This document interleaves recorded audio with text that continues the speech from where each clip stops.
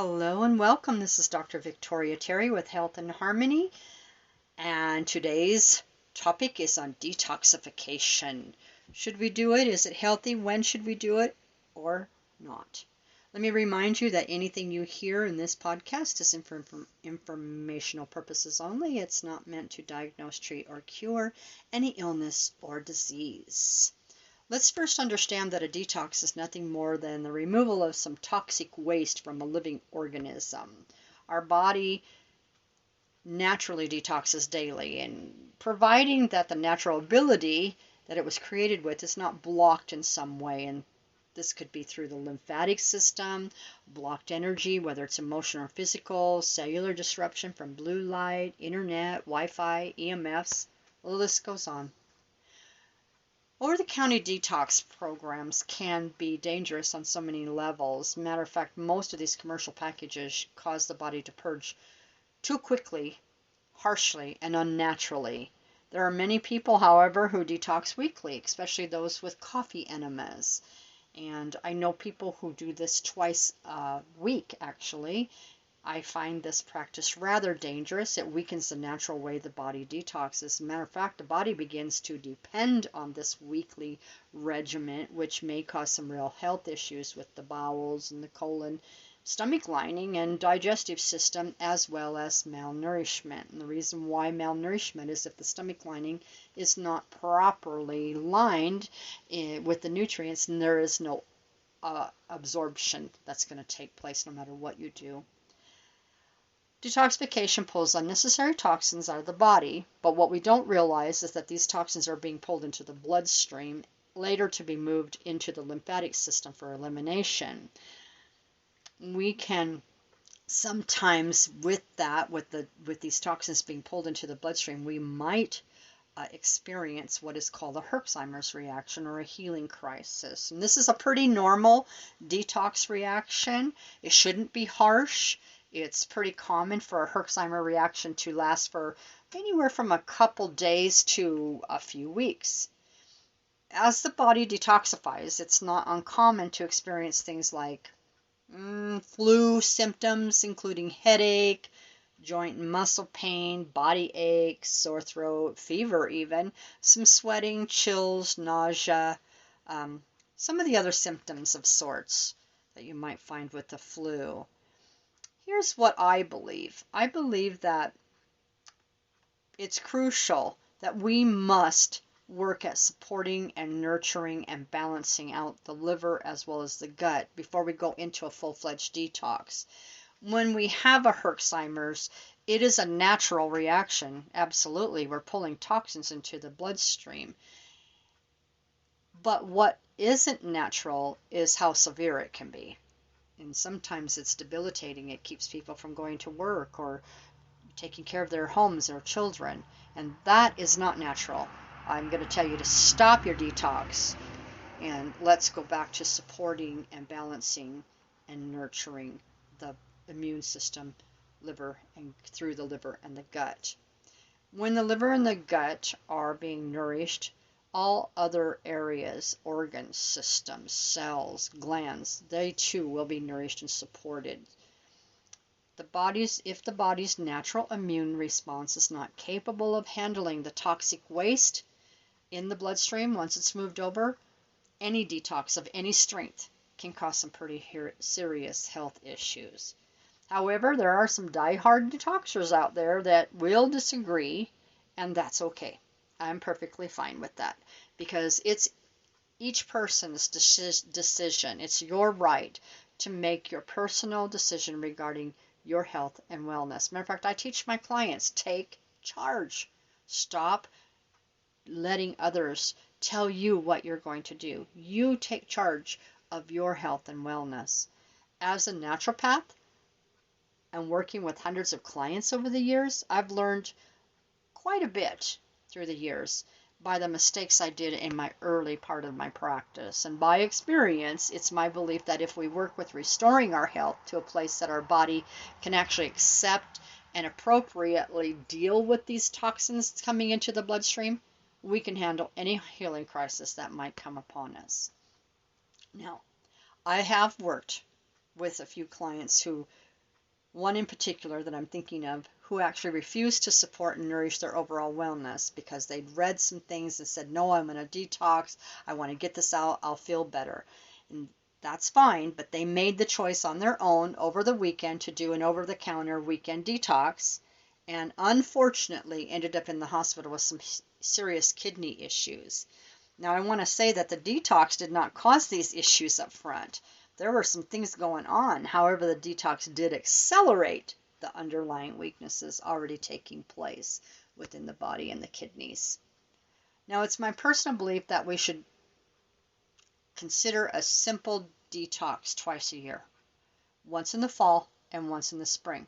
A lot of people go, well, why can't we do it after the holidays? You can make this anytime you want. I just feel that I want to go into the holidays feeling where I can think clearly.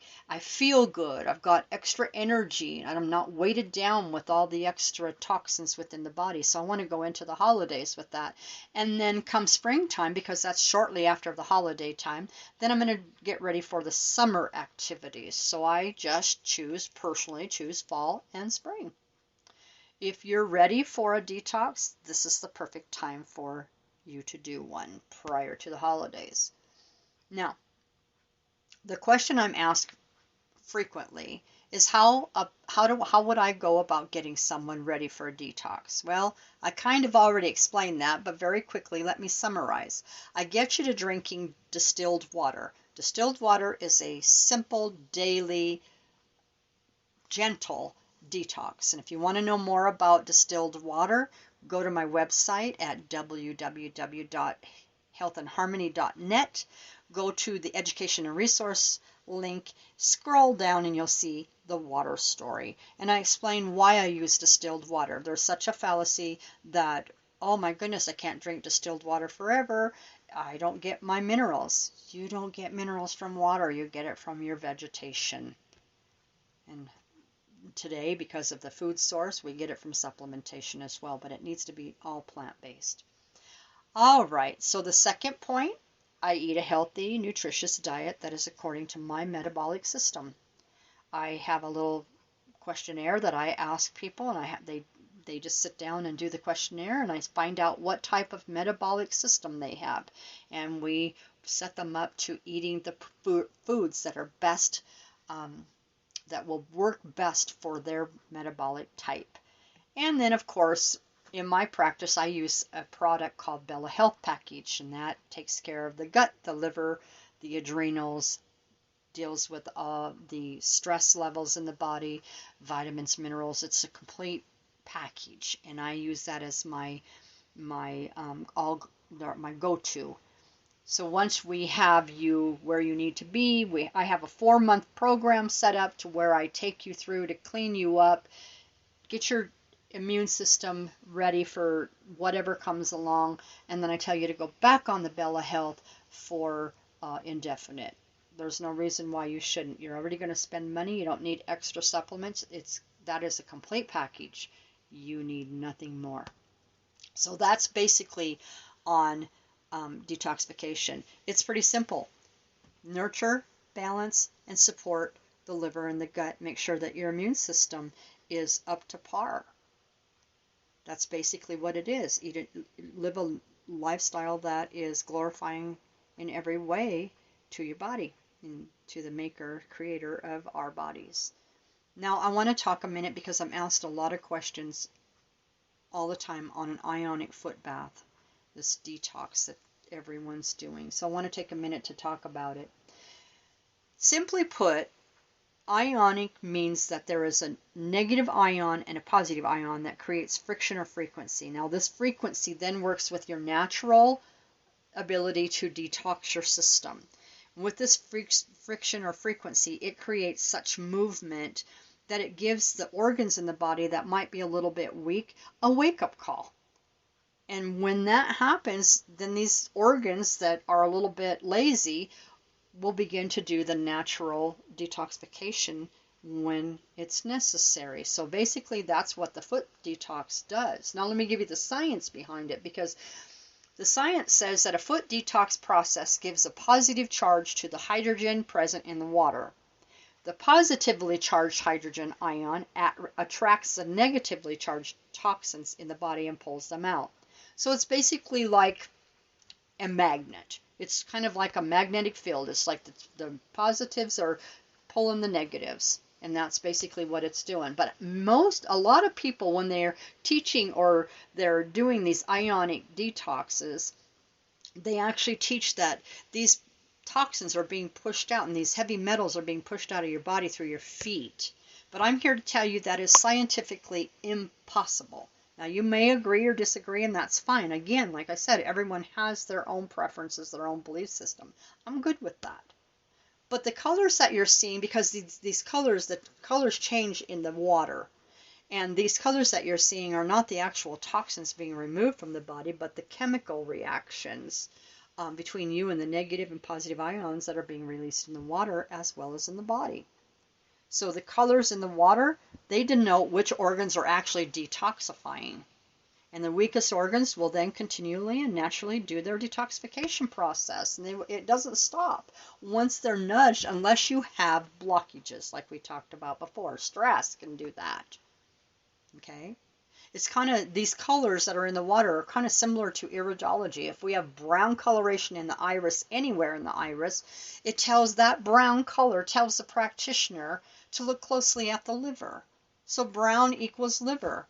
And the same with an iridologist, if there's yellow present in the eyes, it says look at the kidneys. So those colorations you find in the water simply tell the practitioner that's giving you the foot detox what's actually being detoxified, or that's actually working and started to pick up. And most of the time, you're going to always find the liver, because the liver is always going to be weak. Now, these little small flecks that people are seeing in the water, in my opinion, this is merely debris. Okay? Scientifically, this is debris. And it's from any time you have frequency or friction that's taking place at such high frequency, okay, this is going to happen. There's a breakdown. And so you're going to find little pieces of this, that, and the other thing in the water. So it's just not scientifically possible that your body pulls those through. However, there can be yeast or oil that sits on top of the water. And this may be fatty substances like fat and yeast overgrowth.